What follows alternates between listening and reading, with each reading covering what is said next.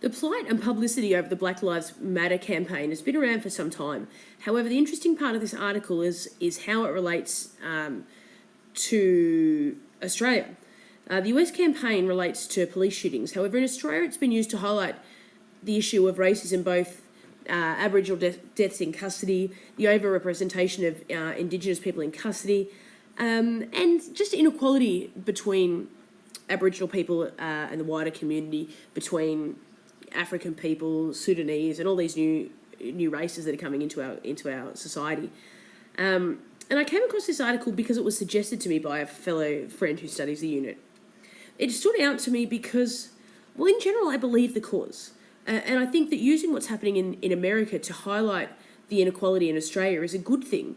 However, I don't want that to be at the cost of the integrity of the police. And whenever they talk about that, that's a real issue for me, because I am the daughter of a policeman, and I cannot believe for a second that my father or my uncle, who was also a policeman, a sinister or would go out of their way to cause harm to another human being. And the way that this is all marketed within this article kind of annoys me a little bit, because the only positive thing that they say about the police force is saying that they know the knuckleheads from the United Patriots Front were there in support of police, saying that Blue Lives Matter as well. And I think that's really dispowering the integrity of these police officers. I think that we shouldn't lose sight of the fact that police officers are human beings too, that they're the ones who on a daily basis see people at their worst, and they can, through no fault of their own, end up in dangerous, stressful, and even life-threatening situations. And I feel like the media's doing a little bit of Chimander's theory of the single story. They're only seeing a small part of the bigger picture here. And there's very little factual information within this article, which is where I start to worry just a little bit. I will, however, just scroll down and show you one of the images that we've got here, and that's there with the Blue Lives Matter. That's the knuckleheads from the United Patriots Front going into support of police officers, which I think is a bit silly. The imagery in general within this article kind of annoys me a little bit, only because, once again, it's really lazy man's reporting. A lot of these images are off other people's Instagrams and Twitter feeds. None of it's represented, by anybody from the age. There were no photos of any victims. I don't know, I just feel like it lacked a little bit of credibility. Through the research that I've done in this article, I've done a little bit of research about Indigenous culture and where some of the problems lie, and it's very easy to see, that there's lots of specials about overrepresented Indigenous people. There's more down here.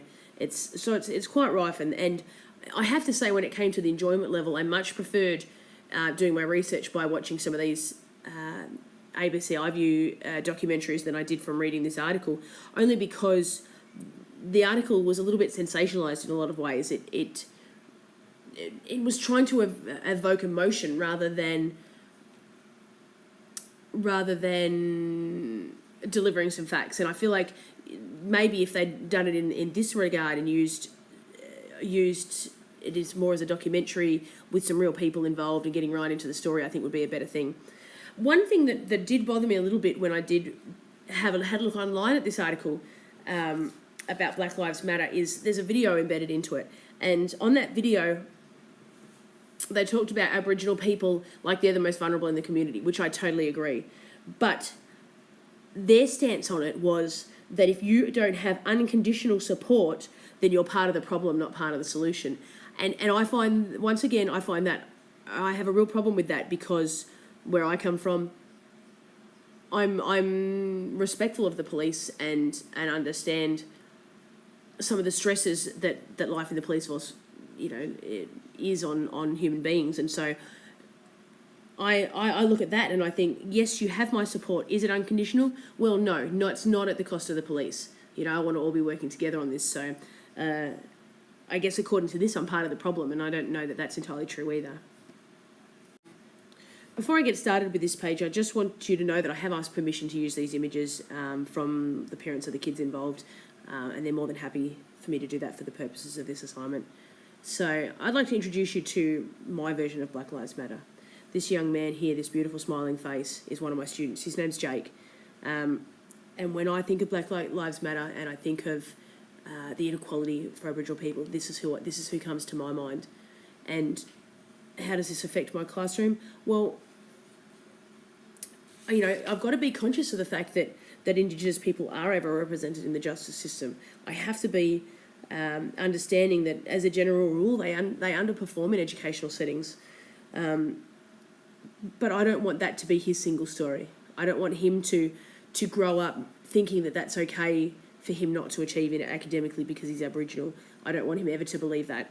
So I'm aware that in some regards the odds are stacked up against him, but I intend to arm him with as many tools as I can to fight that.